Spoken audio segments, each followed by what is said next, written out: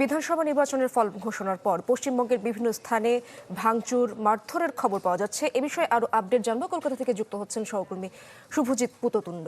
শুভজিৎ, প্রথমত জানাবেন যে সহিংসতার যে খবরগুলো পাওয়া যাচ্ছে সেগুলো সর্বশেষ কি পরিস্থিতি? মমতা বন্দ্যোপাধ্যায় তিনি যেমন পদ ছাড়বেন না সেটাও বলে দিয়েছেন, তার বিপরীতে কোনো প্রতিক্রিয়া আপনার কাছে এসছে কিনা বা পেয়েছেন কিনা?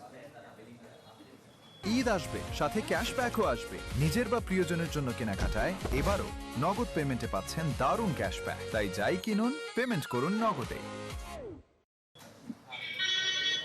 প্রথমে বলি রাশেদ, 2011 সালের 13ই মে ঠিক এমনই একটা নির্বাচন, বিধানসভা নির্বাচন, যখন দুপুর 3টে বাজে বামেদের পরাজয় নিশ্চিত। সেই সময় মহাকরণ থেকে বেরিয়ে সোজা রাজভবনে গিয়ে পদত্যাগপত্র জমা করেছিলেন বুদ্ধদেব ভট্টাচার্য। এটাই পশ্চিমবঙ্গ রাজনীতির ট্রেন্ড, যেখানে সিদ্ধার্থ শঙ্কর রায়ের বিরুদ্ধে 77 সালে একাধিক বাম কর্মী সমর্থকের বিরুদ্ধে হত্যার অভিযোগ ছিল।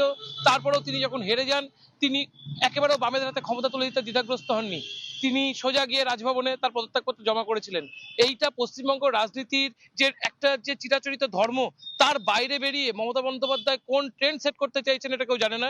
তবে মমতা বন্দ্যোপাধ্যায় যেভাবে তার পরাজয় অস্বীকার করেছেন, যেভাবে তার মুখ্যমন্ত্রীত্বের চেয়ার হস্তান্তর করতে অস্বীকার করেছেন, এটা রীতিমতো একটা লজ্জার বিষয় এবং পশ্চিমবঙ্গের গণতন্ত্রের যে পরিবেশ সেটাকে কলুষিত করবে বলে সবাই মনে করছে। যে কোনো রাজনৈতিক দল তারা মনে করছে মমতা বন্দ্যোপাধ্যায়ের দলের একাধিক যারা সাংসদ, প্রাক্তন সাংসদ, তিনি কিন্তু অলরেডি অনেকে পদত্যাগ করেছেন, দলের সাথে সম্পর্ক ত্যাগ করেছেন, হারের দায় নিয়েছেন। বিবেক উপাধ্যায় তিনি দলের হারের দায় নিয়েছেন।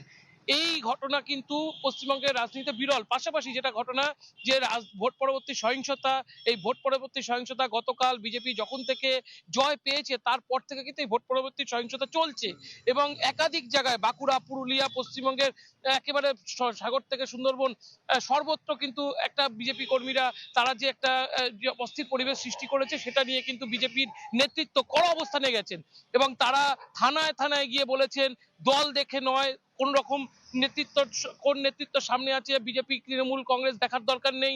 দলমত নির্বিশেষে ব্যবস্থা নিন হুলিগানদের বিরুদ্ধে। যদি কোনো বিজেপি কর্মী সমর্থক থাকে, নেতৃত্বস্থানীয় কেউ থাকে, তার বিরুদ্ধে ব্যবস্থা নেওয়া হবে এবং সরাসরি তাকে দল থেকে বহিষ্কার করা হবে।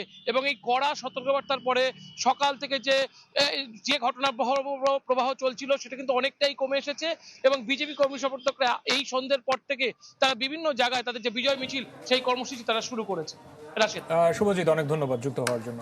শুভজিৎ পুততুণ্ড যুক্ত হয়েছিলেন কলকাতা থেকে।